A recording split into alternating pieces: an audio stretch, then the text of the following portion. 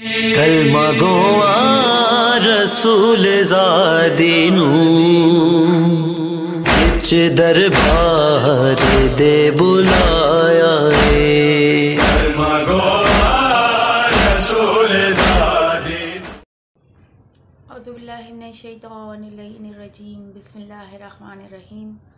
अल्हम्दुलिल्लाहि रब्बिल आलमीन वस्सलातु वस्सलामु अला सय्यिदिल अंबिया वल मुरसलीन वाला सैयदना व शफ़ी ज़ुनूबिना व हबीबि क़ुलूबिना अबुल क़ासिम मुहम्मद सुम्मा सलात अला अहले तय्यबीन ताहिरीन अल मासूमीन अल मुंतजमीन अल मज़लूमीन व लानतुल्लाहि व आदाइही व अजमईन मन यौमिना दावतिही फ़ी हाज़ा यौमिद्दीन अज़हबल्लाहु अन्हुमुर रिज्सा अहलल बैत व युताहिरकुम तत्हीरा। तमाम तारीफ़ें उस ज़ाते वादहू ला शरीक के लिए कि जिसके कब्ज़ा कुदरत में हमारी जान है, और तमाम तर दरूद व सलाम उन हस्तियों के लिए कि जिनके सदक़े से परवरदिगार आलम ने इस कायनात को खल्क़ किया और जिनके सदक़े से परवरदिगार आलम हमें रिज़्क़ अता करता है। एक मरतबा बुलंद तरीन सलवात भेज दीजिए मोहम्मद वाले मोहम्मद की शान में।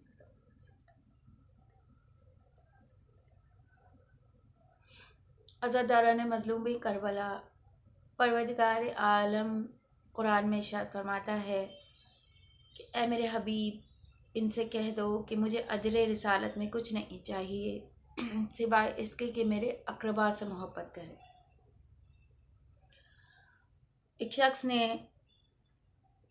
खुदा के रसूल से सवाल किया, या रसूल अल्लाह, परवरदिगार आलम इरशाद फरमा रहा है कि मेरे हबीब, मुझे अजर रिसालत में कुछ नहीं चाहिए सिवाय इसकी कि मेरे अक़रबा से मोहब्बत करें। यहाँ पे अक़रबा से परवरदिगार आलम की क्या मुराद है? खुदा के हबीब ने इरशाद फरमाया कि अक़रबा से यहाँ मुराद मेरे अहले बैत है और कोई नहीं। यानी मैंने दीन के लिए जो तकलीफ़ें, जो सौबतें उठाई, उसका अज्र, उस रिसालत का अज्र जो रिसालत के लिए मैंने मुश्किलें सही, जो परवरदिगार आलम के दीन को फैलाने के लिए मैंने सौबतें उठाई, जो मुसीबतें उठाई, और बहैसियत मुसलमान, बहैसियत उम्मत रसूल, उम्मत मोहम्मदी, मेरी अताअत वाजिब है, तो वाजिब है कि मेरे अक़रबा से मोहब्बत करो। अगर तुमने मेरे अक़रबा से मोहब्बत की तो इसका मतलब है कि वो रिसालत का अज्र तुमने अदा कर दिया। और अक़रबा से मुराद यहाँ पर मेरे अहले बैत हैं। अब खुदा के रसूल के बारे में परवरदिगार आलम ये भी इरशाद फरमा रहा है कि ए लोगों, मेरा हबीब बग़ैर वही के कोई काम नहीं करता। अब जब रसूल ये फरमा रहे हैं कि फ़ातिमा मेरे जिगर का टुकड़ा है, या कुछ रिवायतों में मिलता है कि फ़ातिमा मेरा दिल है, तो ये बात वाज़ेह है कि यकीनन परवरदिगार आलम के हुक्म से ही फरमा रहे हैं। यानी रसूल इरशाद फरमाते हैं कि जिसने फ़ातिमा को अज़ियत दी उसने मुझे अज़ियत दी, और जिसने मुझे अज़ियत दी उसने खुदा को नाराज़ किया। जिससे फ़ातिमा राज़ी हैं उससे मैं राज़ी हूँ। यानी जिससे अब जनाब सैयदा राज़ी होंगी उससे खुदा का रसूल भी राज़ी है, और जिससे खुदा का रसूल राज़ी है उससे अल्लाह भी राज़ी है। बस अज़ादारान मज़लूमी करबला, बीबी सैयदा सलामुल्लाह अलैहा की शान में क्या कहूँ कि कायनात की तमाम आसमानों को, तमाम जहानों को अगर किरतास बनाकर मेरी बीबी की शान में कसीदे लिखे जाएं या मेरी बीबी के शान में फ़ज़ाइल बयान किए जाएं तो वो भी कम पड़ जाएंगे। मैं तो एक नाचीज़ सी हस्ती हूँ, और जनाब सैयदा जो खैरात मुझे देती हैं उस खैरात के सदक़े में मेरा जो भी मुख्तसर इल्म है उस हवाले से मैं अपनी बीबी के फ़ज़ाइल बयान करूँगी। हज़रत आरान मज़लूम करबला, परवरदिगार आलम ने जब कह दिया कि मेरा हबीब अपनी मर्ज़ी से कोई अमल अंजाम नहीं देता, तो यकीनन ये बात वाज़ेह है कि जब जनाब सैयदतुन निसाइल आलमीन सलामुल्लाह अलैहा तशरीफ़ लाती थी तो रसूल खुदा खड़े हो जाया करते थे एहतराम में।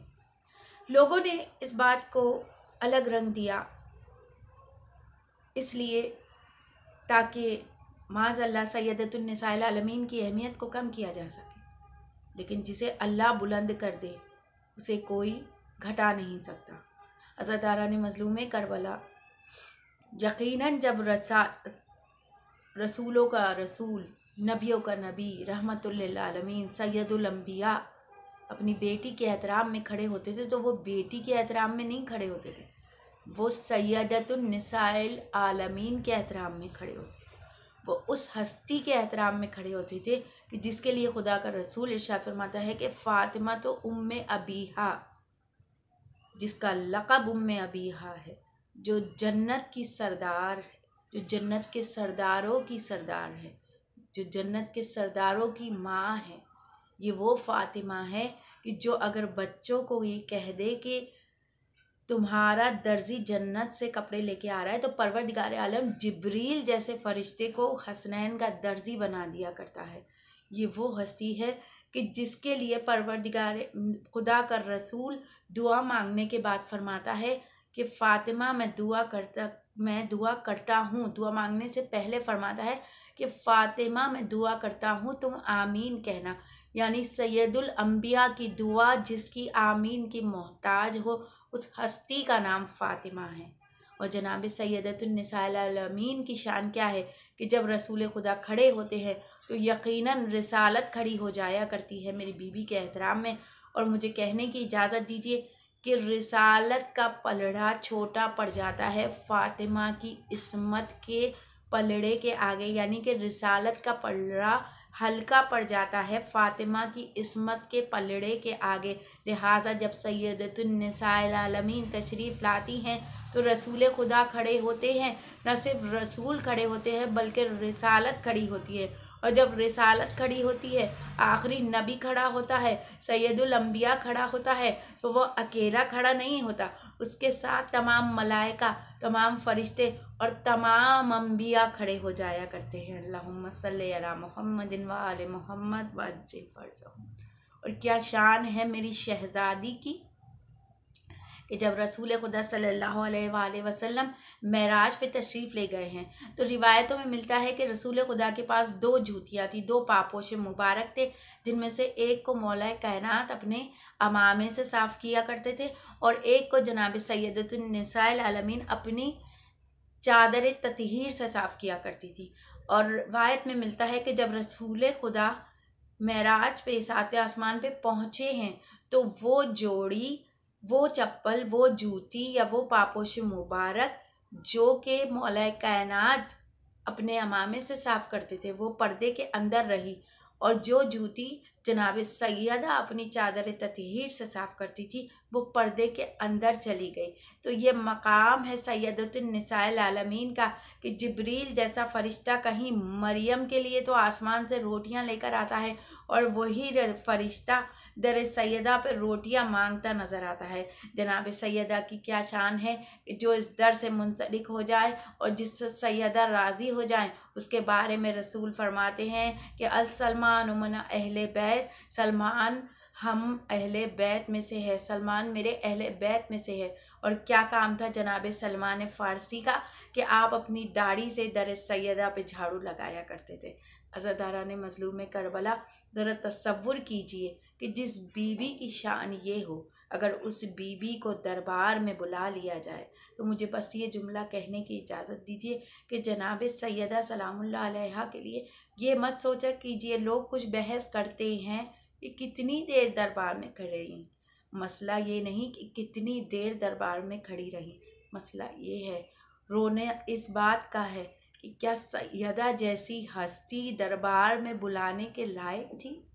ज़दारान मज़लूम करबला, आज भी मुसलमान बड़े ज़ौक़ और शौक़ से हज पे जाते हैं और मदीने जाते हैं, लेकिन कभी किसी ने ये ज़िक्र किया कि जहाँ रसूल के रोज़े पे इतना चरागा है वहाँ सैयदा की कब्र वीरान है, एक दिया भी जलाने के लिए नहीं है। ज़दारान मज़लूम करबला, आज भी मेरी शहज़ादी मज़लूम है, आज भी मेरी शहज़ादी की लहद चीख चीख कर कह रही है कि वक्त का इमाम आखिरी बेटा रसूल का आएगा और आने के बाद सैयदा के साथ होने वाले जुल्म का हिसाब लेगा। ज़दारान मज़लूम करबला, हम इस बहस में नहीं जाते कि जुल्म करने वाला कौन था, हम इस बहस में जाते ही नहीं। हम तो ये कहते हैं कि जिस किसी ने भी शहज़ादी को दरबार में बुलाया वो झूठा है। और जनाब सैयदा ने जब भरे दरबार में ये जुमले इरशाद फरमाए कि खुदा की कसम मैं झूठ नहीं बोलती,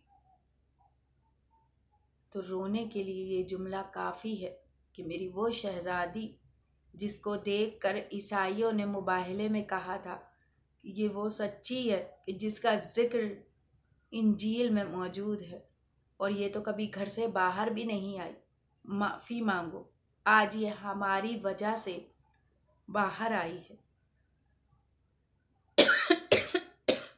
कितने अजीम थे वो ईसाई जो कि मुसलमान नहीं थे लेकिन सैयदा की इस्मत को पहचान गए।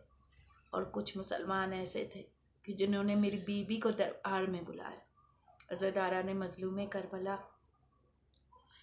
रावी बयान करता है कि जब मेरी शहज़ादी दरबार में पहुंची है ना, तो मेरी शहज़ादी के एक हाथ इमाम हसन के हाथ में था और एक हाथ इमाम हुसैन के हाथ में था। और उस वक्त मेरी शहज़ादी का सिन सिर्फ 18 बरस का था। और जब मेरी बीबी के सामने 500 दरबारी बारी बारी उस तहरीर को पढ़ते रहे और जब हाकिम वक्त के पास वो तहरीर आई तो बाकायदा उसने तहरीर पे थूका और उसे फाड़ के फ़िज़ा में मुअल्लक़ किया।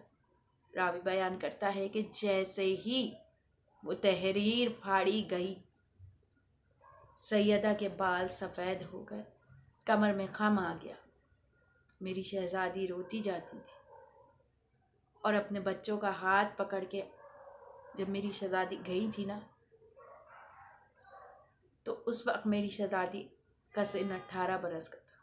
लेकिन जब मेरी शहज़ादी दरबार से वापस आई है, रिवायतों में लिखा है कि शहज़ादी ज़ईफ़ हो चुकी थी, आपके सर के सारे बाल सफ़ेद हो गए थे और आप असा का सहारा लेकर चल रही थी। ज़दारान मज़लूम करबला, रोने के लिए इस कौम की यही बात बड़ी है। ज़हरा भरे दरबार में हक़ मांग रही है। अला लानतुल्लाहि वला कौम ज़ालिमीन। रब्बना तक़ब्बल मिन्ना इन्नका अंता समीउल अलीम।